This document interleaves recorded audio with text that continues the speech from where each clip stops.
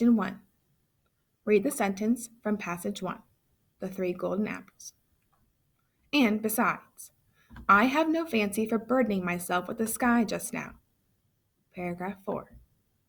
What is the meaning of the word fancy as it is used in this paragraph? A. Fear. B. Desire. C. Experience. D. Ability.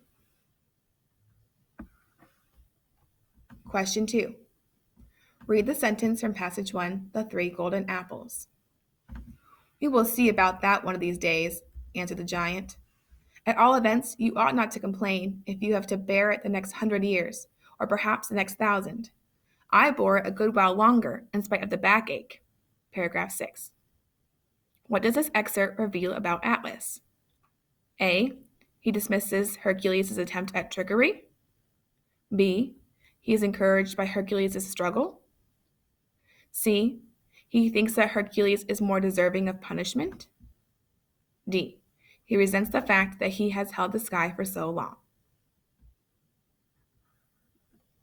Question 3. Read the sentence from passage 1, the 3 golden apples. Ah, the thick-witted old rogue of a giant. Paragraph 9.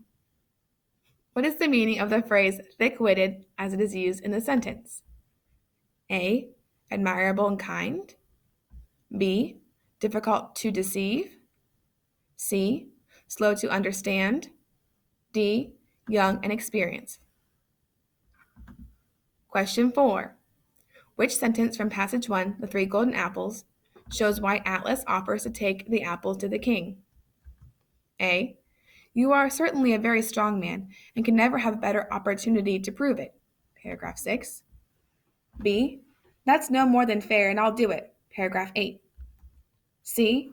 I have no idea of spending another 1,000 years as I spent the last. Paragraph 8. D. I took the finest that grew on the tree, I assure you. Paragraph 2. Question 5, Part A. This question has 2 parts. First, answer Part A, then answer Part B. What is the theme in Passage 1? A. Opportunities can be missed if one avoids a challenge. B. Teamwork makes it easier to overcome the difficulties. C. Pursuing selfish interests can cause others hardship. D. Being helpful to others can be its own reward. Question 6, Part B. Answer Part B. Which sentence from the passage supports the theme in Part A? A. Well then, after 1,000 years, if I happen to feel in the mood, we may possibly shift about again. Paragraph 6. B. Yes, and the dragon with 100 heads is a sight worth any man's seeing. Paragraph 2. C. And now, as I have a long way to go, and am rather in haste, and as the king my cousin is anxious to receive the golden apples, will you be kind enough to take the sky off my shoulders again? Paragraph 3. D. He threw down the golden apples and received back the sky from the head and shoulders of Hercules upon his own, where it rightly belonged. Question 7. Read the sentence from passage 2, from weight. Since you ask, I'd like a pad for my head to take off the weight. How does this dialogue lead to Atlas's decision to take the universe from Hercules? A. Atlas realizes he is responsible for Heracles' suffering and yields to his punishment. B. Atlas feels ashamed of tricking Hercules and agrees to take back the weight. C. Atlas finds Hercules is willing to hold up the sky and decides to exchange duties. D. Atlas relates with Hercules' hardship and wants to help him relieve his suffering. Question 8. Read the sentence from passage 2, from weight. Slowly, so as not to spill one drop of milk, Atlas lowered the cosmos back onto his shoulders and bent himself under the burden. Paragraph 30. How does the author's use of the phrase, so as not to spill one drop of milk, affect the story? A. It reveals Atlas's defiance. B. It exaggerates Atlas's timid nature.